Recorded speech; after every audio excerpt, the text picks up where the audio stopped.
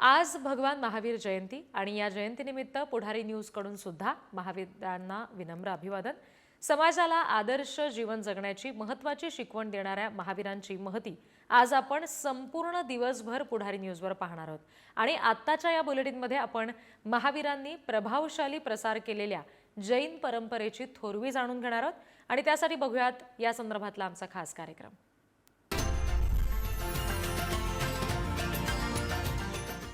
मित्रो, भारतीय जैन धर्म परंपरेमध्ये जैन धर्म हा अत्यंत एक प्राचीन धर्म समजला जातो। जैन आणि बुद्ध हे दोन धर्म श्रमण परंपरेतले धर्म समजले जातात। वास्तविक भारतीय तत्वज्ञानामध्ये वैदिक तत्वज्ञान आणि जैन आणि बुद्ध यांच्यामध्ये काही गतिरोध निर्माण झाले असं समजलं जातं की भगवान महावीर हे जैन धर्माचे संस्थापक आहेत। परंतु खरं म्हणजे जैन मान्यतेनुसार जैनांमध्ये 24 तीर्थंकर निर्माण होऊन गेले। जैनांचे पहिले तीर्थंकर आदिनाथ किंवा वृषभदेव होते, तर 23वे तीर्थंकर हे पार्श्वनाथ होते। पार्श्वनाथ आणि भगवान महावीर यांच्यामध्ये साधारण 250 वर्षाचा कालखंड आहे आणि पार्श्वनाथांनी जी काही 4 सूत्र दिली, सत्य, अहिंसा, आस्तेय आणि अपरिग्रह, यामुळे त्याला चतुरान धर्म म्हणत होते। परंतु भगवान महावीर हे जैन धर्माचे संस्थापक आहेत अशी मान्यता मिळण्याचं मुख्य कारण त्यामध्ये भगवान महावीरांनी एक तत्वाचा ब्रह्मचर्य या सूत्राचा समावेश केला आणि भगवान महावीरांच्या काळात हा धर्म जगभर पसरला गेला। वास्तविक पार्श्वनाथांनी जेव्हा चतुरान धर्माची निर्मिती केली तेव्हा हा धर्म अनेक राजघराण्यांनी स्वीकारला। धर्माचा प्रसार प्रचंड होत गेला, परंतु 250 वर्षाच्या कालखंडामध्ये पुन्हा तो धर्म अवनतीकडे जायला लागला।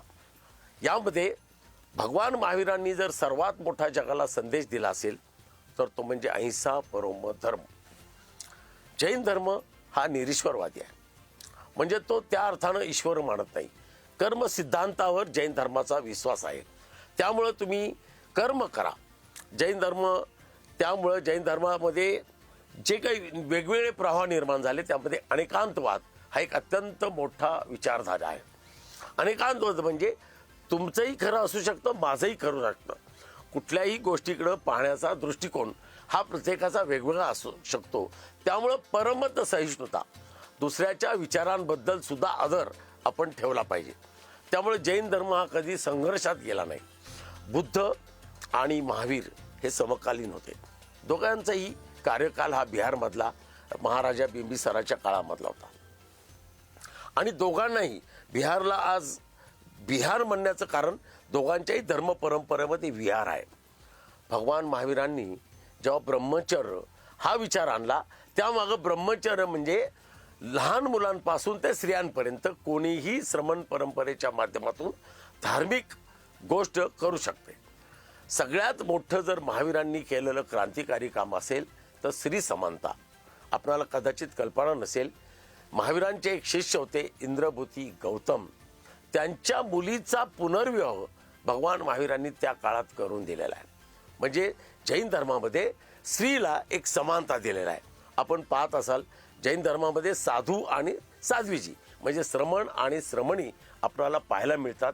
याचं मुख्य कारण स्त्रियांना अत्यंत समान हक्क देण्याचं काम पहिलं जैन धर्मानं केलेलं आहे। बुद्धाचे आणि महावीरांचे वैचारिक समानता खूप होती।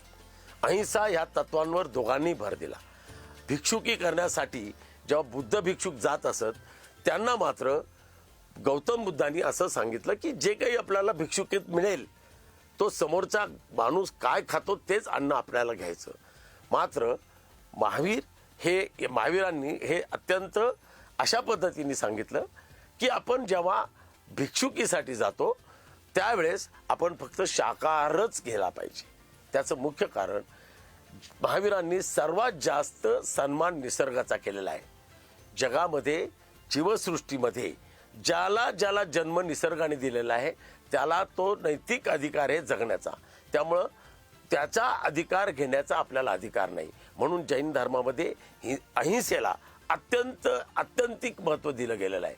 म्हणजे जे जीव आपल्याला डोळ्यांना दिसत नाहीत अशा सुद्धा जीवांना आपण वाचवलं पाहिजे. इतक्या टोकाचा अहिंसावाद भगवान महावीरांनी सांगितलेला आहे. साधन शुचिता, आंतरिक स्वच्छता आणि इतरांबद्दल असणारी सहिष्णुता यावर भगवान महावीरांनी जोर दिलेला होता. त्यामुळं सत्य, अहिंसा, आस्तेय, ब्रह्मचर्य आणि अनेकांतवाद या पंचसूत्रांचा भगवान महावीरांनी आपल्या विचारधारेमध्ये प्रभाव टाकलेला आहे.